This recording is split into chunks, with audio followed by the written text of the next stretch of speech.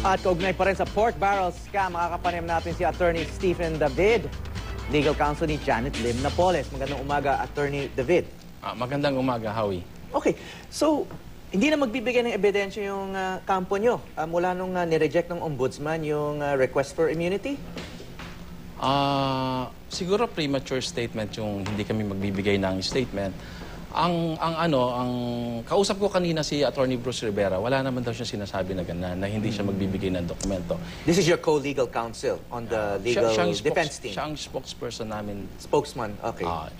Spokesman namin ni Mrs. Napoles. In fact, sabi sa akin ni Mrs. Napoles, immunity or no immunity, tutulong tayo sa gobyerno. So tuloy pa rin? Oh, kasi obviously, the evidence or further testimony na manggagaling kay Napoles was being used as a kind of leverage or bargaining chip, no? Para makakuha nga ng status as state witness or kasama dito yung immunity, no? So kahit hindi ibinigay ng pamahalaan yon sa kampo ninyo, kay Janet Lim Napoles, si kliyente ninyo, magbibigay pa rin siya ng evidence. So how can she benefit from that? Una-una, yung sinasabi mong dinina yung immunity, dininay sa ngayon, dininay yung immunity kasi sabi ni Madam Ombudsman, kami daw most probably ang guilty. Most probably, most guilty. We appear to be the most guilty.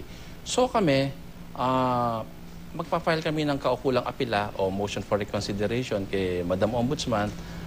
Papakita namin na, Madam, hindi naman po kami ang most guilty. So isusumitin namin yon, a-action na niya. O ano ba, kayo ba ang most guilty o hindi? Well, kung sana makita niya yung point namin, hindi naman kami ang most guilty. How would you define most guilty in this instance? Most guilty. Kasi may sinasabing siya ang mastermind. So, would that be the same as being the most guilty kung siya nga ang mapatunayang mastermind? Or are we talking about amounts of money here? Kasi yan nga kasi ang problema ngayon. Ang tinagurian siyang most guilty, pork barrel queen, etc. 10 billion anomalya. Pero sana kung magiging objective tayo, makikita natin na hindi naman sila nagsampa ng kaso na 10 billion. Ang sinampa nila, for example, nagsampa sila ng isang kaso sa isang senador. Diba? Sabi nila kahapon, nagsampa sila ng kaso. Merong silang sinampa na mga 500 million sa isang senador. So, isang kaso yon. Dapat yun muna pag-usapan natin. Sino ang most guilty dun sa kaso na yon? So, yung bang senador o Mrs. Napoles? Sino ba ang nakinabang dun sa 500 million na yon? For example, si Mrs. Napoles ba? O yung senador. Kasi titingnan mo din yung konsepto na to na sino ba ang most guilty. Kasi pag sinabi mong 10 billion anomaly, napakalayo nun. Kasi ang isinampang kaso, hindi ho 10 billion 1.7 billion lang. Malaking pera yung 1.7 billion. Pero kung i-compare mo sa 10 billion, napakalayo nun. Kaya ang tao, paniwala na si Mrs. Napoles merong 10 billion na ibinulsa. Iyon po ay tinutuwid namin. Wala pong ganong kaso. Ang isinampa ho sa amin, 1.7 billion. Daw ang NGO na SARO na kung baga napaboran yung mga NGOs daw ni Mrs. Napoles. Which is still a big amount, 1.7 billion. 1.7 billion. Oo. So hindi nga 10 billion, pero 1.7 billion, which is still an amount na mahirap ma-imagine ng ordinaryong tao. Kaya pag-usapan natin, sino ang mastermind? Kasi yung 1.7 billion na yun, 8 yun. 5 congressman, 3 senador. So, iba-ibang kaso ang sinampa nila dyan Kung halimbawa, kay senador ganito, isang senador, nagsampa sila ng kaso, 500 million. Sino ngayon ang mastermind doon sa kaso na yon? Okay. Granted po, parang case-to-case yan. Bawat case may parang may so-called mastermind. Pero masasabi rin natin na of all the 8 cases, the one common element was Mrs. Napoles. Kasi pinopokus nila kay Mrs. Napoles. Pero you have to remember, 10 billion nga itong anomalya na to, nasaan yung 74 NGOs na hindi naman kay Mrs. Napoles. Kasi 82 NGOs to. 82 NGOs. Ang kanya na inaalud sa kanya, 8 lang. Nasaan yung 74? Kaya talaga napopokus sa kanya. Yung 8 kasi sinasabi sa kanya. Pero pag tinignan mo, 82 lahat to. Okay, so pag sinabi natin itong mga kaso na amounting to 1.7 billion pesos, you will admit na siya yung main player dyan. Isa sa mga main players dyan. Yun nga, ang 8 NGO daw na sa kanya. Pero ito, SARO ito, hindi naman ito yung allegedly kinita niya. SARO ito, kumbaga, may pinuntahan ito May pinuntahan. Kung susundan natin yung affidavit ni Mrs. Napoles, 50% nito pumunta kay senator o kaya kay congressman. 35% cost ng delivery. Ito yung mga delivery para dun sa... Kasi, di ba, kickback, rebate, sabi rebate. So, yung 50% na rebate dun kung sino yung may-ari nung ano. Okay. Yung, so, sino ngayon ang mastermind? Kasi, base, kung pag sinundan mo yung affidavit namin, yung sinabi naming tell-all affidavit, ang kinita doon ni Mrs. Napoles nasa 5 to 10%, which is a legitimate commission kung talagang deliver ka ng mga produkto. Kasi parang business yan. Oh, business. Nag-deliver ako eh. Nag-deliver ako ng produkto. Okay. Okay. Na lang kikita ako, di ba? Sige ho. So, immunity or no immunity, sinasabi nyo, mag-share pa rin kayo ng further evidence. How much more evidence is there? I mean, how significant is the evidence that still remains to be revealed? Malaki kasing pagkakaiba pagka na-admit ka sa Witness Protection Program o yung immunity agreement ng Ombudsman. Kasi, pag binigyan tayo ng immunity, bibigay natin, siyempre, yung dokumento, di ba? Pero, pag hindi tayo inadmit, bibigay tayo ng dokumento, pero pipiliin na natin kasi wala namang sigurong tao Hindi lahat. na magbibigay ako ng dokumento para ikulong mo ko. Di ba? Pag binigyan kita ng dokumento, may Mr. Prosecutor, di ba? Kinakasuhan mo ko, gagamitin mo yung dokumento na yan laban sa akin. Di ba? Oh, but isn't there another kind of bargaining where hindi naman immunity yung at stake pero maybe a lesser sentence, 'di ba, in exchange for providing evidence? I mean, is it a all or nothing thing? Kung if you don't get immunity, you're not going to give all the evidence. 'Di ba? Pwede naman mag-play bargaining. Sabi ko nga, pag hindi kami nabigyan ng immunity, magbibigay pa rin kami ng tulong kasi marami namang options. Pero sa ngayon kasi, ang talagang inaasahan namin yung immunity. Kaya nga kami mag-aapilahawi ng na sasabihin kay Ombudsman, hindi po kami ang most guilty. Papaliwanag po natin, isang transaction to, busisiin po natin, sino po ba ang most guilty dito sa transaction na to, dito sa pangalawang transaction. Kasi ang dami nyo sinampang kaso sa Sandigan Bayan, isasampa. So, bawat isang kaso, alamin natin sino ang most guilty.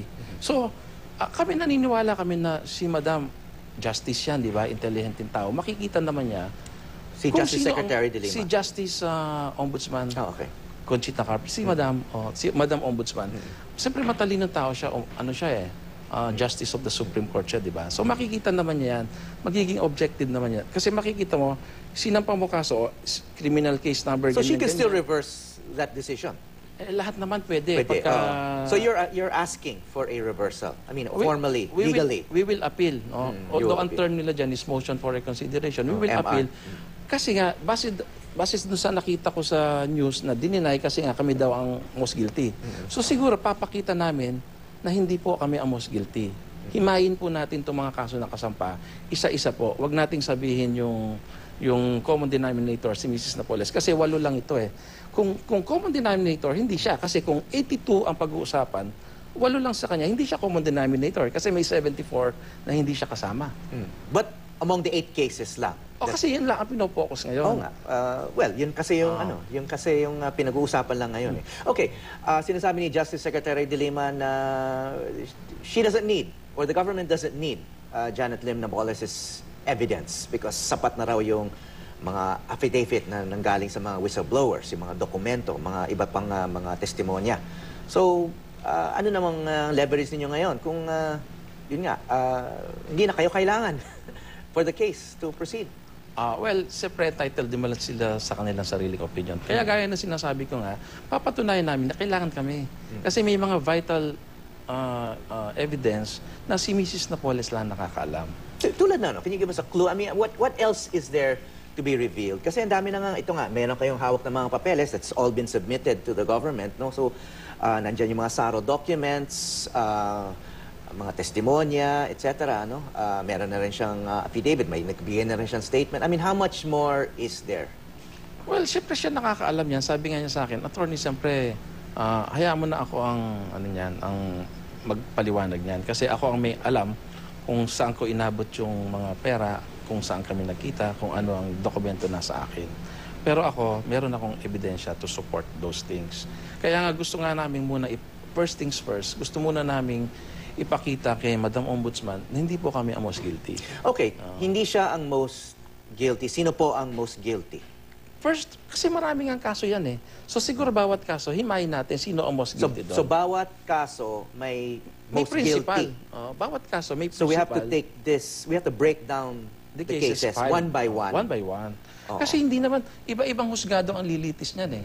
Ano ba, pinail kay Senator ganito, kay Senator ganito. Hindi naman isang kaso yan eh. Bawat sampang kaso, hihimayin natin yung kaso lang na yon. Magpo-focus tayo dun sa kaso na yon. Sino ang most guilty dito sa Okay, halimbawa, ito, may listahan kayo ng mga SARO, no? So ito, number 1, yung kay Jinggoy Estrada, totaling 502 million pesos. For example, in this case, who's the most guilty there? Siyempre sa common sense lang naman, sino most guilty? Alangan namang, kaya nga minsan nagkakaonsihan, di ba? Humihingi ang isang legislator ng, o kaya yung agent niya ng advance. Nagbigay na tayo ng advance, si Mrs. Napoles nagbigay. Minsan, nililipat pa sa iba eh. Kaya ang daming operators, hindi lang naman siya. Kaya inuulit ko nga, hindi lang naman 8 to, 782 to. So kung sa kanya nakakuha siya ng 8, nasa yung 72, hindi niya nakuha yun. Kasi inililipat. Pero in this example nga lang, kasi ang dami nga lumabas dito sa mga SARO ni Senator Jinggoy Estrada, dalawang mainly magkausap dyan. Yung kliyente nyo, si Janet Lim Napoles, at saka si Senator Estrada mismo. So, there are only, parang in my mind, there are only 2 possible most guilty persons Sino ba ang here. masusunod? Sino masusunod kung kanino ibibigay ang pondo? Siyempre, kung sino yung masusunod, yun ang nagko-command. Di ba? Kung ibinigay ko sa'yo at hindi mo tinanggap o kaya kulang naman ng offer mo, ibibigay ko sa iba. In short, sino ang nasusunod?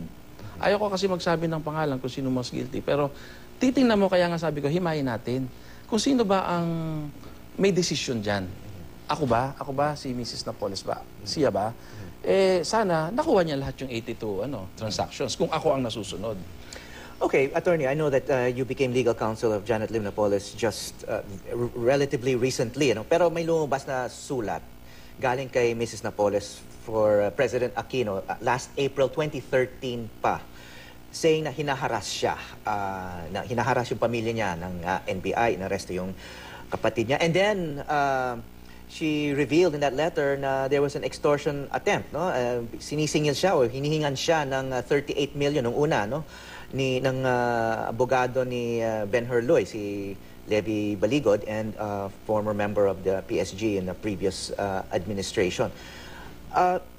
Bakit ngayon lang lumabas ito? I mean, this is why didn't Mrs. Napoles, your client, reveal this early on na sumulat siya kay President Aquino despite the many opportunities for her to talk about this? I mean, because it could be construed as evidence in her defense. Siyempre, nire-respeto natin ng Pangulong Aquino, di ba? Binigay niya yung sulat na yan. Officially, tinataka niya ng receipt. Received. So, siyempre, nasa kanya yon eh. Alangan namang ipe-pressure natin siya. Siya may decision kung imbestigahan ko to o hindi.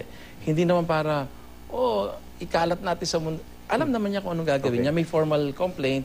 Nasa kanya yon kung anong gagawin niya. Okay, yesterday, in-acknowledge naman ni President Aquino na natanggap niya, nabasa niya itong sulat kay Janet Lim Napoles anong April 2013. And just for context, this is even before the public knew about this pork barrel scam, bago pa na lumabas sa dyaryo, etc. etc. Hindi pa siya media sensation. Nagsabi si Pangulong Aquino na ipapaimbestiga niya. Has there been any results of this so-called investigation? Pinasa raw niya kay Justice Secretary Dilema for action. These are serious allegations by Mrs. Napoles. Alam ko merong investigation yan eh. Kasi nakikipag-coordinate ang NBI sa akin. Nagtatanong kung pwede nga daw ma-interview ang complainant. Pero hindi ko alam kung anong estado ng investigasyon. Alam ko merong investigasyon talaga yan. Yeah, because this was back in April 2013. For months after that, nasa media limelight si Attorney Baligod. Meron palang ganitong klaseng allegation against him by Mrs. Napoles. And yet, the Napoles camp, of course, you were not part of that camp yet, was silent on this so-called extortion attempt by Attorney Baligod. So parang nagbumukhang maaring hindi malinis yung kanilang intention dito. And because sabi nga ni Mrs. Napoles, they didn't agree to give that amount. At palaki ng palaki nga, ayon doon sa sulat ni Mrs. Napoles. Parang kaya itinuloy itong mga aligasyon at nga pumutok na sa media. Kasi una-una, wala naman silang ibibigay na 300 billion eh. Saan na kukunin yun, di ba? Sabi nga niya sa But it started with 38 million, so it was much smaller amount. Narinig ko 30 yata. 38 something. Sabi niya sa akin, attorney, alam mo, kung meron lang akong 300 million, bibigay ko eh. Para lang, tingnan mo, nasira ang buong pangalan ko, nakakulong ako. Pero saan ko kukunin yung 300 million? Yung 300 million, nandiyan lang yan. Hindi, pero ito ako, nakakulong ako. Kung meron akong 300 million, bakit hindi ko ibibigay? Wala na lang siyang maibibigay. Pero dito lang ako sa bandang dulo ng page 1 ng sulat ni Mrs. Napoles kay Pangulong Aquino. She very clearly said 38 million. 38. Of course, Kaya nga sabi ko nga, it's smaller than 300 million. But still, 38 million is a lot of money. Nagsimula daw, sabi sa akin, 30. Siguro 30 million. naging 38. Tumaas siya, naging 50. Naging, lumaki na 300. Naging 300 nga. So, she didn't have 38 million para tumahimik lang lahat. Or hindi, ayaw niya maniwala. Or may tiwala siya kay President Aquino na ma-actionan tong kasong ito. Kasi, siyempre, kung may nag-extort sa kanya, sabi niya, kaya nga niya nireklamo sa presidente. Kung may pera siyang gano'n, bakit sabi, sana binigay ko na lang para wala na akong problema, hindi na ako nakakulong dito. And as far as you know, walang sagot dito sa sulat ni Ms. Napoles. Walang acknowledgement na, okay, we are looking into this, we're investigating, wala kayong kopya ng tugon. Meron naman akong... Sumagot si Pangulong Aquino dito sa liham ni sabi Ms. ko, Napoles. merong action ng NBI dyan kasi pinadadalaan ako ng correspondence dyan eh. May action ng NBI? Mayroong action ng NBI. So, were they able to prove anything? Hindi ko alam kasi siyempre confidential yan. Nasa NBI pa yan. Okay. At this point, sila ang may hawak ng investigation. Okay. Sige po. Thank you for the clarification sa Attorney Stephen David, Legal Counsel ni Janet Napoles.